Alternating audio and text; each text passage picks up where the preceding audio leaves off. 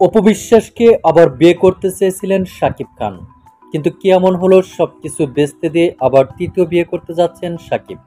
শাকিব খান বলেন, আমি চেয়েছিলাম সন্তানদের কথা চিন্তা করে সারা জীবন একাই থাকব, অথবা অপুকেই আবার গড়ে তুলব, কিন্তু দেখছি একা থাকাও সম্ভব নয় আমার আগের স্ত্রীদের জন্য, আবার দুজনকে গড়ে তোলাও সম্ভব নয়।